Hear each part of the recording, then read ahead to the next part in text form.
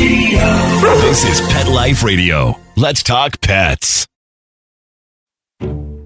Cat lovers and feline friends, it's time for Adele Park's Quirky Cat Nips.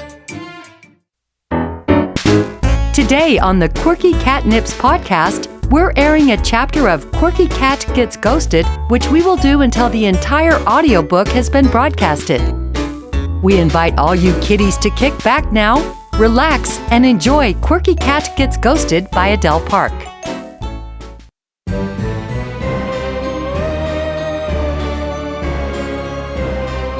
Audio Recording St. George presents Quirky Cat Gets Ghosted. Written, produced, and edited by Adele Park. Narrated by a full cast.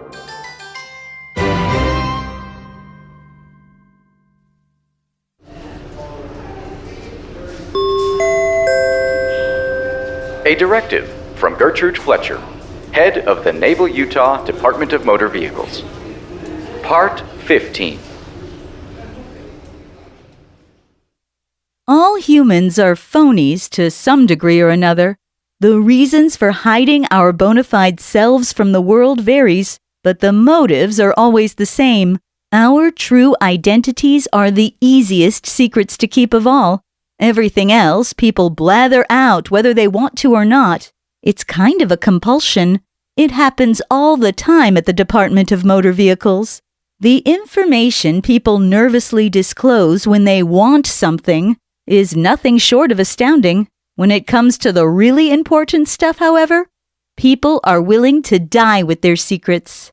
Delphina Fletcher was one of the rare ones who played all matters close to the vest, both in life and in whatever Kabbalistic form she inhabits now. She even kept secrets from her own family, including her grandson Boyd. A woman of many hidden talents, Delphina was a master draftswoman and cabinet maker. Old photos of pieces she made for Juniper Hollow depict a high degree of woodworking mastery. I didn't know Delphina when she was alive, but I came to appreciate her work conveyed through old photos and blueprints. I was intrigued by all the hidden compartments and false-bottomed drawers.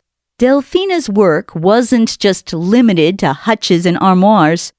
She crafted larger things as well, including the lookout posts built into the pillars of the bridge at Juniper Hollow. While delighting in creating secret crannies and hiding nooks, Delphina didn't show most of them to her grandson. Why? Because Delphina operated as a lookout during Prohibition. She never revealed her role to anyone who didn't need to know, fearing for the safety of her family.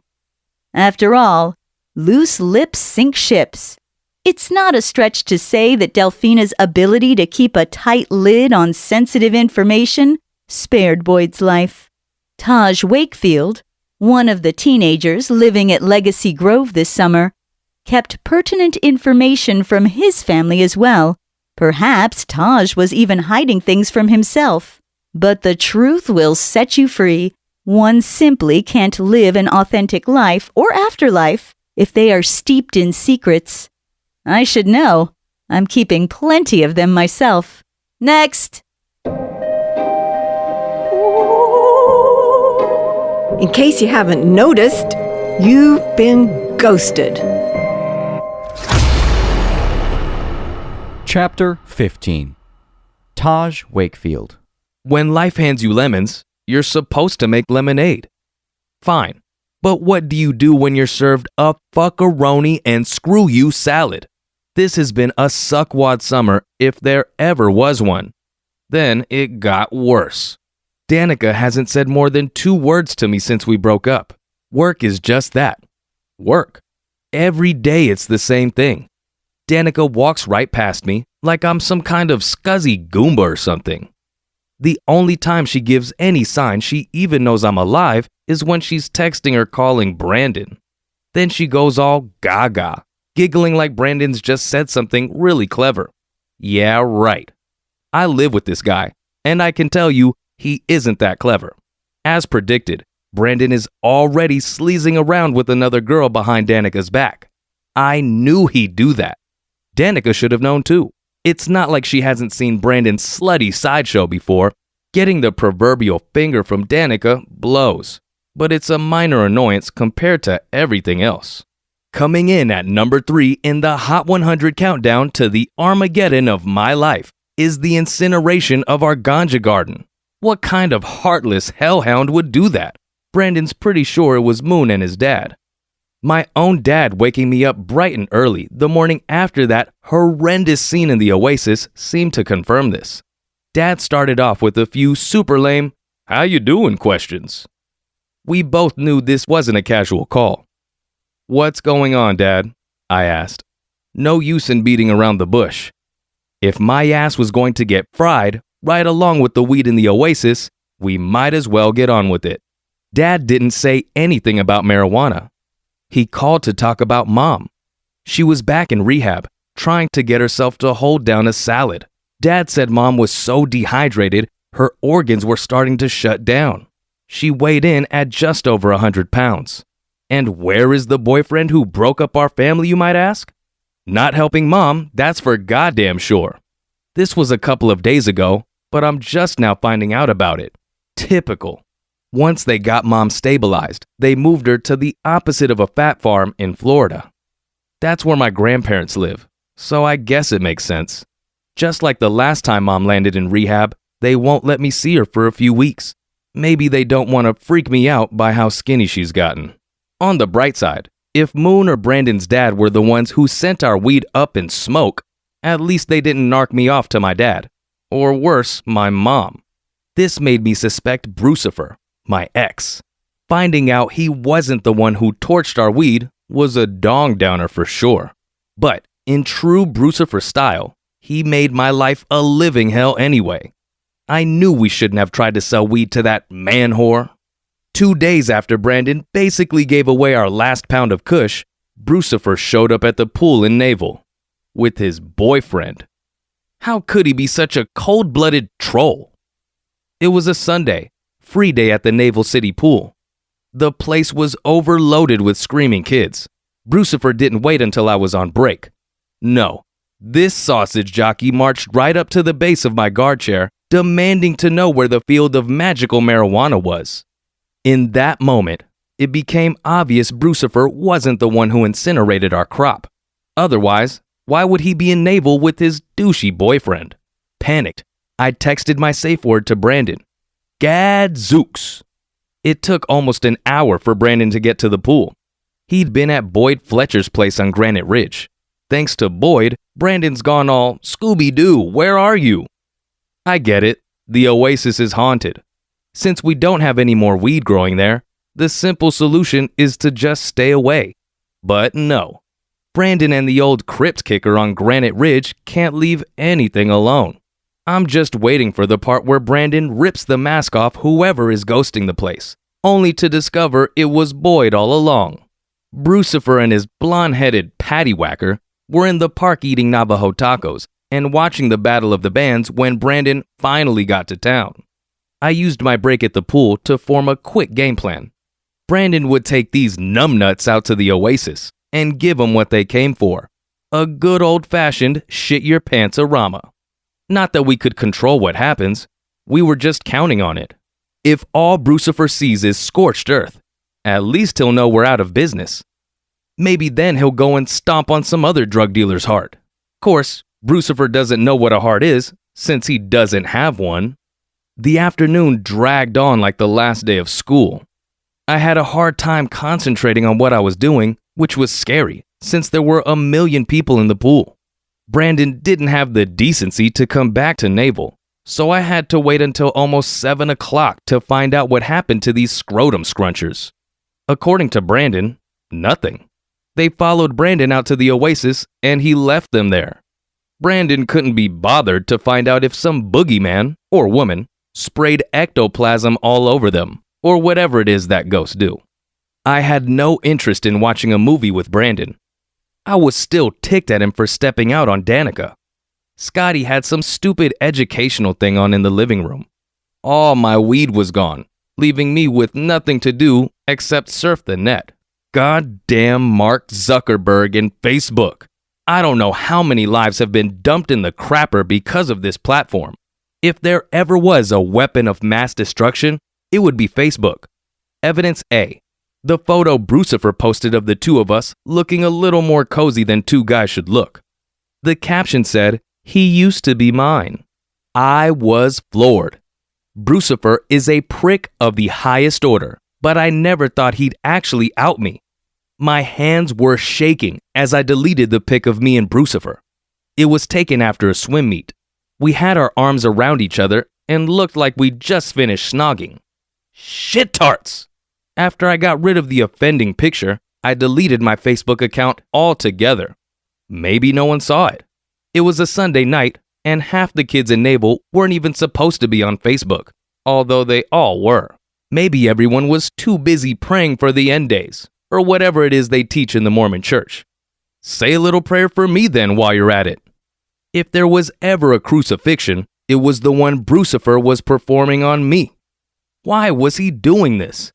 Brandon must have said something. More likely, though, that thing in the Oasis made Brucifer piss his pants in front of his new fudge packer. I'm gay. I can say stuff like that. Brandon hadn't seen the Facebook post yet. Otherwise, he'd be in here making plans to string Brucifer up by his balls. That's one of the things I like about Brandon. No matter how much I want to punch him in the face for what he's doing to Danica, he's still a solid friend. And yet, I couldn't bring myself to say anything. I had this skeevy idea that if I just ignored the situation, it would go away. It didn't. My phone pinged at 2:30 in the morning. The message said, "Gadzooks," in capital letters. I wasn't sleeping, of course, but I was surprised Brandon was still up. He had work in the morning. There was a stack of frozen waffles in the shed. Brandon kept them in Ziploc bags so we could use the boxes for dope. Guess we won't have to worry about that anymore. In a way, I was relieved. I don't get paranoid like Brandon does when I'm high, but lately pot just fills me with dread. I can't put my finger on it. I get this feeling like something truly apocalyptic is about to happen, and now it has. Hang tight, kitties. We'll be back in a scratch. Whether you're going on a trip or just tripping, Quirky Cannabis Country is the perfect audiobook to take on your next adventure. Find out what happens when a group of extreme kooks gathers to participate in a reality TV show near an oasis of kick-ass cannabis. Quirky Cannabis Country by Adele Park. Get it today on audible.com. Molly, here's your dinner. Zeus, that's not your food. Don't let that happen to your precious cat. Elevate your cat's eating experience with the Cat Tree Tray. The Cat Tree Tray keeps your cat's food off the floor and conveniently located on the cat tree. It's the perfect way to eat. It's a beautiful wrought iron tray that easily attaches to your cat tree and keeps dogs and other critters out of your cat's dish. A must for multi-pet households. There's a 6-inch tray for large bowls and a 4-inch tray for smaller bowls. Purchase your Cat Tree Tray today. Go right now to cattreetray.com. That's cattreetray.com. cattreetray.com. Let's talk pets. Let's talk pets On Pet Life Radio. Pet Life Radio. PetLifeRadio.com.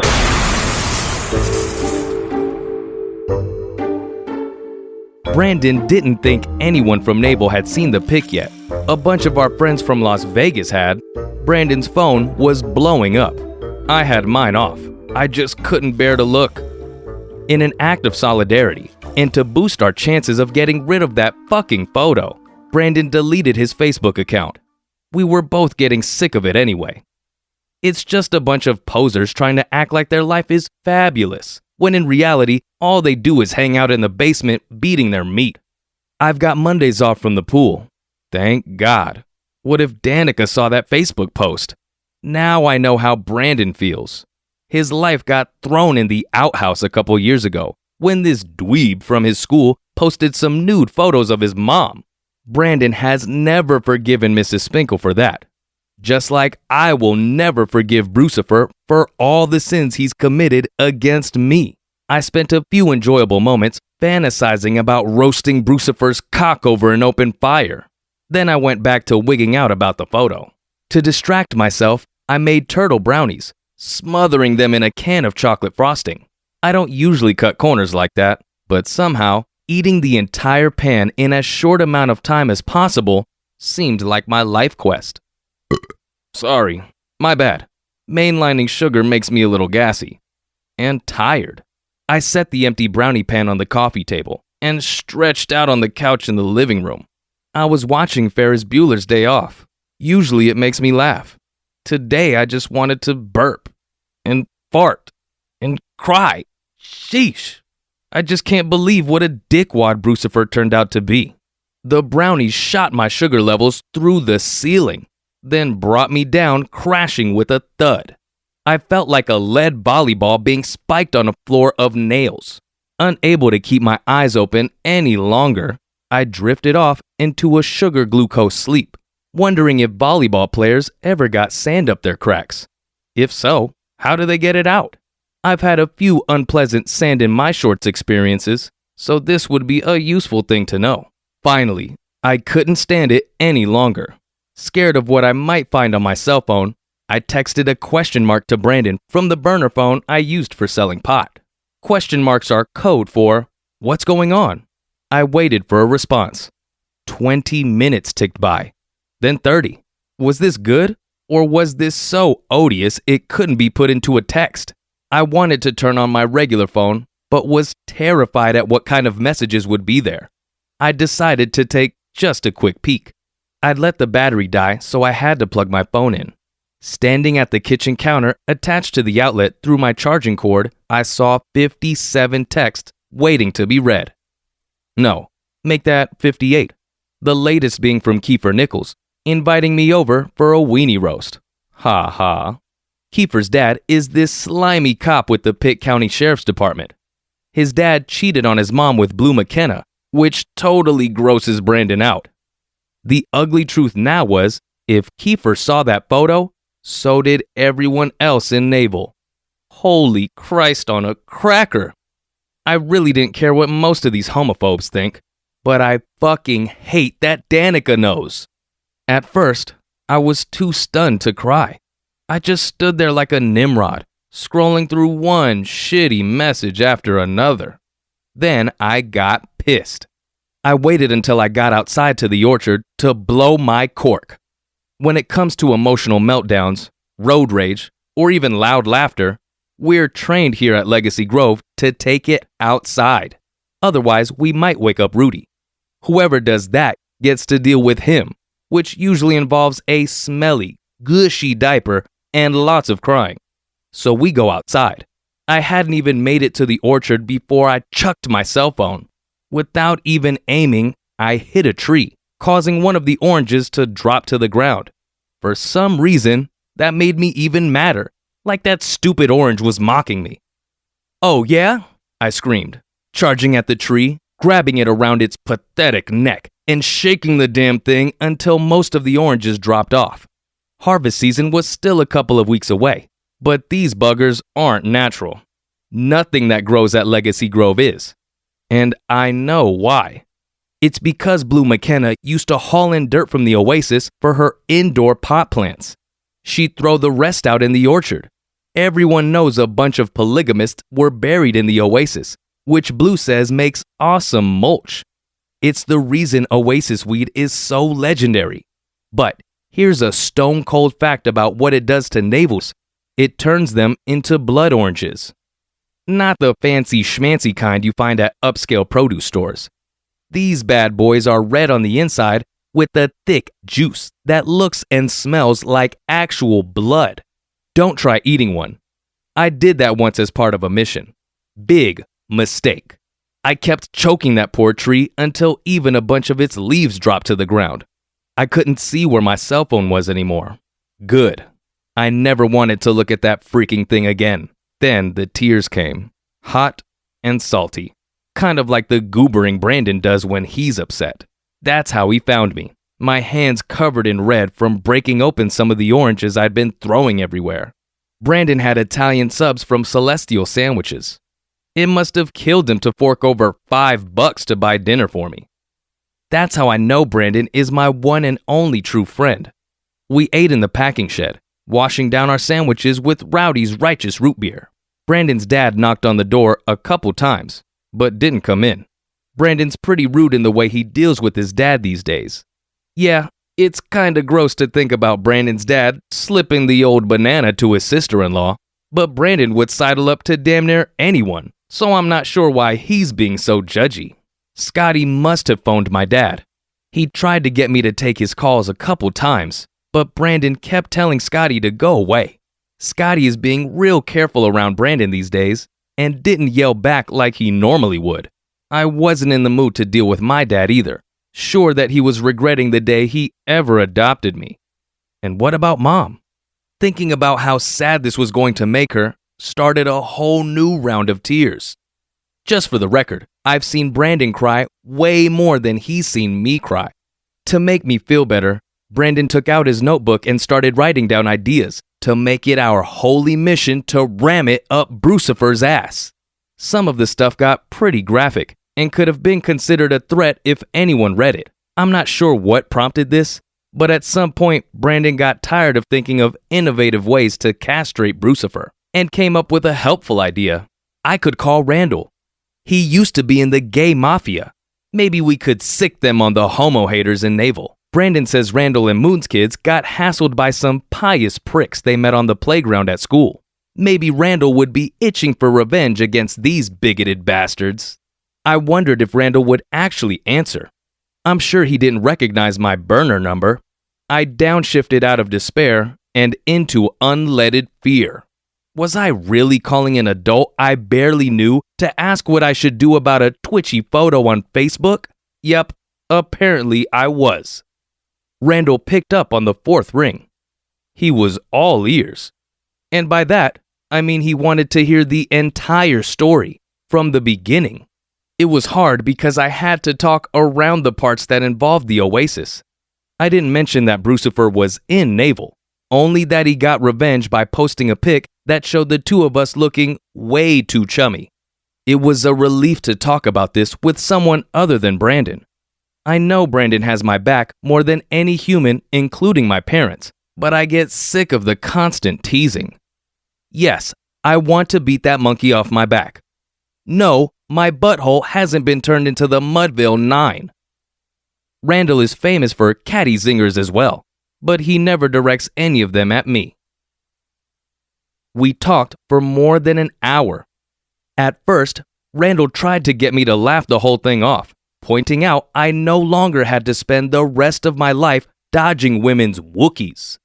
Who knew these dainty dames had so much hair down there? In the end, Randall's best advice was to just own it. Otherwise, I'd be running away from my own gayness for the rest of my friggin' life. Kinda like you, Randall? I asked. Silence. A rarity with Randall. The next morning, instead of packing my stuff and trying to find a ride out of this nightmare, I got in the SUV with Scotty and Rudy and headed to the Naval City pool. It was the last day of swim lessons. Originally, I had planned to bring treats to my students, but ran out of time due to all the crying and whatnot the night before. Good thing I didn't bother. Scotty and Rudy were the only ones who showed up for class. Walking into the pool complex, I could almost hear everyone sucking in their breath. No one said a word. They couldn't. I was with Scotty and Rudy, local celebrities because of Blue. I could feel their beady little eyes burning holes in my skin. Awkward doesn't even begin to cover what swimming lessons were like that day. All the other teachers and a lot of the kids were giving us some serious side-eye. It was a long goddamn 90 minutes. When it was over, Scotty left to take Rudy to the sitters before he went into work. My lifeguarding shift didn't start until 1. Normally, I'd swim some laps, practice some dives, and take a quick shower before open swim. Scratch all that, especially the shower. I can't imagine what people would do if I took off my clothes. Sure, I shower in a private stall, but I'm pretty sure my naked bum is the last thing I should be toweling off around here. Looking in the fridge in the guard shack, I noticed someone had taken my peanut butter and jelly sandwich and twisted it into a tight knot. The bread couldn't handle all that abuse and was seeping gelatinous globs of jelly. So, it's come to this. I wasn't going to let these Jesus freaks get the best of me. I left the messy remains of my sandwich where it was, unwilling to give whoever did this the satisfaction of knowing I'd seen how they murdered an innocent sandwich. That's okay. I'm not too crazy about peanut butter to begin with. It was just something I threw together at the last minute. As I was heading out to grab some food before open swim started, I got called into the manager's office. Uh-oh. Am I getting in trouble for talking to Brucifer during my shift on Sunday? No. Apparently, I was getting fired. That wasn't the word they used, but it boiled down to the same thing. Something about how I got extra hours teaching swimming lessons beyond what is allowed, which meant some of the first-year lifeguards couldn't work their quota for the summer. There was a formal calculation all written up, showing how the hours I spent teaching weren't counted against the 20-hour-a-week limit for the first-year employees. Those 3 extra hours a week that added up over the summer gave them the perfect excuse to tell me to take a hike. So that's exactly what I did. Hiked back to Legacy Grove. Not that I wanted to. I had gotten a ride into town with Scotty, not knowing they were going to sack me at the pool. Dingle-dong that I am, I actually thought I'd make it through a whole day in Naval. It took me most of the afternoon to get home. It's only a couple of miles, but once I got outside of town, I took my time, breaking down a little more with each miserable step. I was sobbing by the time I reached my spliff sofa, the place just down the lane from Gecko's Gulch where I used to enjoy a nice fatty. I can't imagine ever smoking pot again. It totally screwed up my life. If I had just acted like a normal kid instead of one of the drug dealers from that show, Weeds, this whole thing with Brucifer would have never happened. I'm lucky I didn't get arrested. Brandon doesn't know this, but his dad has been talking to me about trying to get into medical school. Math and science are easy for me, which Scotty says helps a lot when it comes to applying for college. Brandon's going to be mad when he finds out I want to be a doctor instead of opening a marketing company with him. Good. I'm glad I can do something to get him back for what he's done to Danica. Oh my God. Danica. She wasn't at the pool today. I don't know if this was by design or just a lucky break on my part. Either way, she knows for sure I'm a backdoor butler. Fuck. Fuck. Fuck! I screamed the word over and over. I'd never let myself get this hysterical before. It kind of scared me. I was thrashing around, pounding my hands on the spliff sofa, which is really just a long flat rock. My hands were bleeding, but I didn't care. I just kept screaming. Then, something weird happened. Suddenly, the air around me got super cold. Holy cannoli. That thing from the Oasis was back. Help me! Holy hairballs, kitties! This isn't the only quirky thing prancing around the planet. Quirky Cat Goes Splat by Adele Park is an entire audiobook dedicated to quirky cat stuff. This is a story for people who appreciate a good cat tale. The rest of you can go stab yourselves with your stupid allergy pens. Quirky Cat Goes Splat. Get it today on audible.com. Let's Talk Pets, every week on demand, only on PetLifeRadio.com.